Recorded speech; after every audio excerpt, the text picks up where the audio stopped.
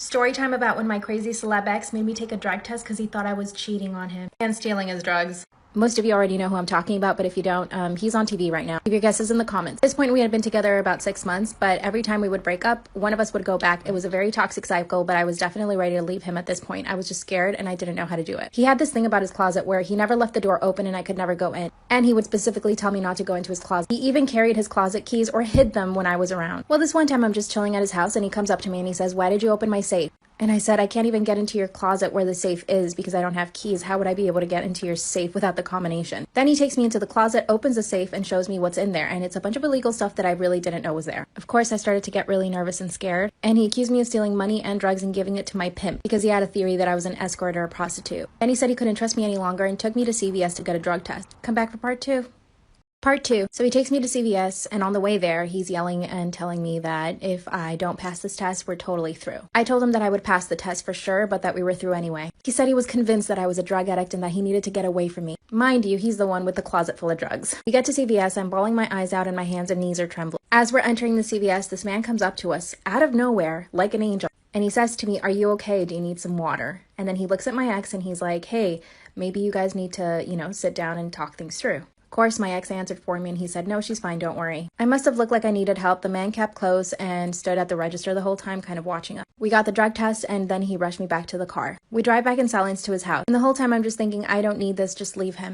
I pee on the stick and then I give it back to him. He starts crying and saying that it's over because he knows it's going to come back positive. I got my things in line. A few days later, he comes to my apartment and he's really angry. Come back for part 3. Part 3, knocks on my door, I open, and the look on his face is just of pure anger. He throws the drug test results on the couch and says, "How did you pass?" And I said, "I don't do drugs." He watched me pee, you guys. He watched me pee on that stick. He said I must have taken something and there was no way I could pass the test. Then I just started yelling at him and I told him to get out. You guys, he was shocked. I had never kicked him out of my apartment before. He was shocked. Then he started crying and he said, "I can't believe you're kicking me out of your apartment." And I told him, "You made me go to CVS, take a drug test, I passed the test and you're still mad? You're never going to trust me and this isn't going to work." He said, "Of course we can work on it, you just have to stop lying to me." After I kicked him out, I felt relief. I thought it could really be over. A few days later, he calls me apologizing and crying, begging me to go back. When you're in love and you start seeing red flags, you just will do anything to ignore them. I did. Don't do the same thing. Story time of when I unknowingly hung out with a famous actress's boyfriend. This was back in 2011. I was working at a strip club as a cocktail waitress. I had just broken up with my fiance of a year and a half, and I was definitely ready to start seeing some people and maybe just date.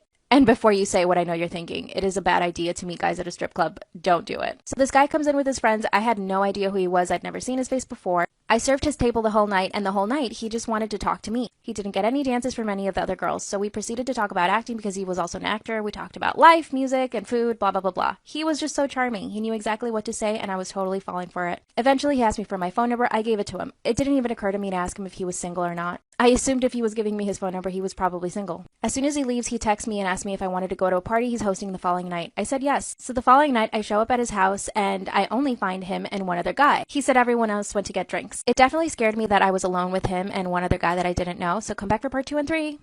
Part 2. So because I'm with this guy at his house and I realize that I'm by myself with him and his friend and I don't know them, I get a little bit nervous and I sit down at the table and I just don't speak for a few minutes. Then I started thinking, should I just go home because this is kind of weird? I don't want to be hanging out with two dudes that I don't even know. By the way, this was taking place in the backyard. I hadn't been inside the house. Finally, a few minutes later, a group of friends show up and there were girls in the group, so I was like, okay, I can relax now. They went inside the house to make drinks, so he asked me if I wanted to get in the jacuzzi. I said no because I don't have a swimsuit. Then he goes inside the house, brings back a swimsuit, and he's like, "Don't worry, we have plenty." And by we, I thought he meant him and his friend. Stupid of me, I know, right? Then he puts his hand on my knee and tells his friend to leave to go get his drinks. His friend very obediently leaves, and I was just like, okay, that's weird. As soon as we're by ourselves, he starts trying to kiss me, and he said, "Hurry up, we only have a few minutes." And then I said, "Can you slow down?" And he said, "No, hurry up, we only have a few minutes." And I was like, "What are you talking about?" And he's like, "My friend's gonna come back soon." Obviously, it was really weird. I was really uncomfortable, and I had to keep pushing his hand off of me, which was really annoying. So I said to him, "I have to go to the bathroom, come back for part 3.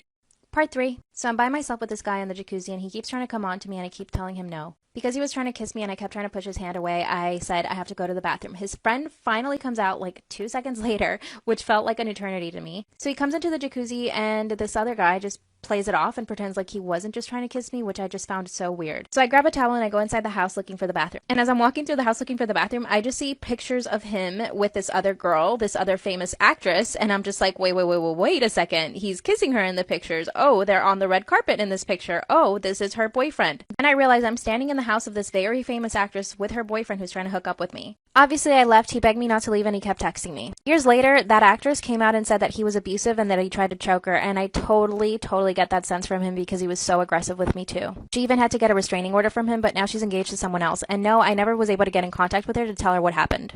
Here's a story time about when I broke off my 1.5-year engagement with my ex-fiance. We met on a movie set. He was playing my boyfriend, and within a week, we were already calling each other boyfriend and girlfriend. 2 months into the relationship, he convinced me to move to LA with him because we both wanted to pursue acting seriously, and he was an established model already. He had worked in Tokyo and Paris as a model. Of course, I was so in love. I said yes, and I left my family, which was really heartbreaking for them. I will totally always regret that decision because I left way too soon. I was so young. We struggled for money in LA, but I decided to get a serving job, so I was making more money than he was because he was working at a movie theater making $8 an hour. Because of this, I had to pay for a lot of the bills, and I even started helping him pay off his school loans. We also shared a banking account, which was terrible because I was putting in way more money than he was. I hated the apartment we lived in because I would wake up with roaches in my hair, so I decided to get a second serving job. When I asked him to get a second job as well, he said no because he was very happy at his job. Part 2 is up. Part 2. So I asked my fiance if he could get a second job to help me out with the bills, and he said no. I would tell my mom and sisters about the situation, and they would tell me that he should definitely be helping me out more, and I just would make up excuses for him, and I just thought it's okay, he can work at the movie theater, and I will work my 2 jobs. At this point, I was paying for most of the rent, most of the bills, and his student school loans. I owed $20,000, you guys, and I was paying for all of that. I even got a 3rd job because I wanted to save up to move out of that crappy apartment. Finally, I got hired at the strip club as a cocktail waitress, and I was able to quit all of my other jobs.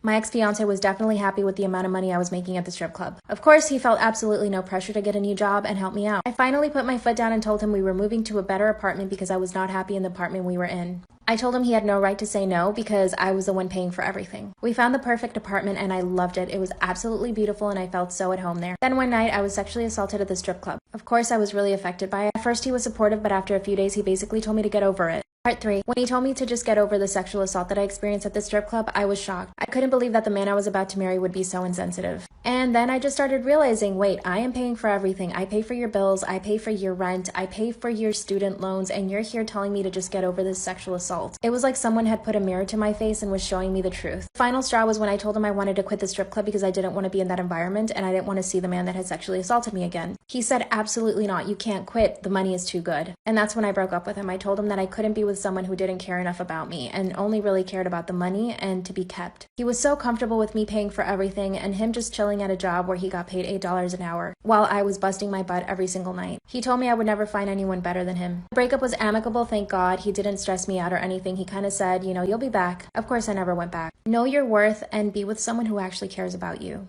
Here's a story time about when my coworker pulled out a knife on me. It sounds so dramatic, but it's true. Back in 2010, I got hired as a waitress at a hookah lounge in Glendale, California. I was trained by the lead server. I'm going to call her Leslie. Leslie was really cool at first, and we got along pretty well. She was also an aspiring model like me, but the difference was that I had already gotten some modeling work and I had representation, and so she would ask me about how to get an agent, and I would give her as much information as I could. I was very happy to help her. Our main job was to upsell hookahs, and the bosses noticed that I was pretty good at it, so within a few weeks they were congratulating me and being very vocal about how happy they were that I was working there. I could tell that this made Leslie a little bit jealous, and she quickly became very cold towards me. Whenever I entered a room, she would start talking bad about me on purpose so that I could hear her talking bad about me, and because I wouldn't react the way she wanted to, she would get very upset. She began to poison the servers against me and even the cooks in the kitchen. I then got a raise and the bosses told me in front of her, and this made her even more upset. She clearly had some issues and I felt bad for her, but it didn't give her the right to treat me like that. This is where it gets scary. Come back for part 2.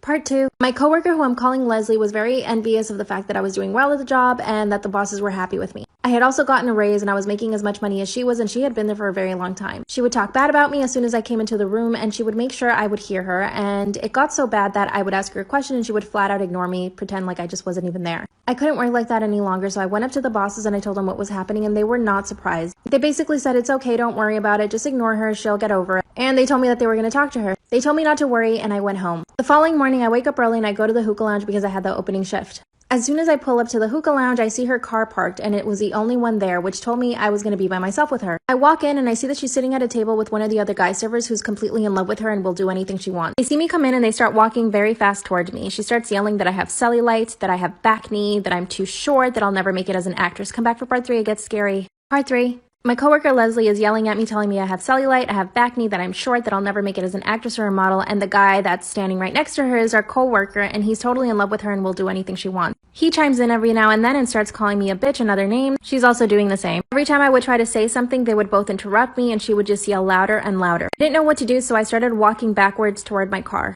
The other coworker, I'll call him Mark. Mark had something in his hand and I couldn't really tell what it was. Then he pulls up his hand and I see that he has a pocket knife. I was ready to poo my pants, you guys. She starts laughing at me because she can tell that I'm really scared, and he's just laughing as well. He called me a rat because I told the bosses about what she did. She said that this needed to be fixed between her and I, no one else. I got mad and I said, well then why do you have Mark here with a knife? I told her we could just talk about things, and I asked him to leave and he said no. I tried talking some sense into them, but they just were not listening to me whatsoever. They were just so angry. Come back for part 4. Part 4. So I'm standing in the parking lot and my coworker Leslie is yelling her face off at me, and my other coworker Mark has a knife in his hand. I'm sobbing at this point because I'm terrified. Obviously, who wouldn't be? I managed to get the car door open and I slid inside really quick. I closed the door behind me and then she started banging on the window and she told me to come out. I didn't. I turned on my car and I sped away. I called my bosses right away and I was like, look, this just happened. Check your security cameras. They checked the security camera and they saw the whole thing. They said they were in shock, that they didn't know that she was capable of such a thing, and that they didn't even think that it would occur to her to get someone else involved with a knife. But guess what? They didn't fire her. They told me to go back to the restaurant so that she could apologize to me because they were afraid that I was going to press charges and that the hookah lounge would suffer. And I went back to the hookah lounge because I didn't want to lose my job, and I thought, you know what? I'll just accept her apology and that'll be it. She was begging me for forgiveness. She cried and she told me that she wishes she never said anything to me and that she thought I was very pretty and that she apologized for getting Mark involved. Mark didn't say anything to me and he didn't get fired. Neither of them did. I quit. Story time about when my mom caught me doing it with my best friend. I was 16 at the time, and there was this new boy that moved in across the street from us. He was super cute, and I noticed him right away. My parents were super strict. I wasn't allowed to have a boyfriend or even any guy friends, and I knew right away that I wanted to at least become this guy's friend because he was so cute. So one day I told my mom, hey, why don't we take cookies or something to welcome the new neighbors in town? And my mom was like, that's a great idea. So we end up going over and we meet them. They're really nice, and the cute boy comes downstairs and he tells his mom he's going to go to Bible study. Well, when we get home, I tell my mom, hey, you know what? Maybe I should join a Bible study group too. And my mom was like, great idea. She even told me to go ask him about it since he had mentioned it. One day he's mowing the lawn, so I decided to go talk to him and ask him about the Bible study group. He actually ended up taking me there that same day, and we had a fun class. Over the next few weeks, we became really, really good friends. Best friends. We told each other everything, but there was always attraction between.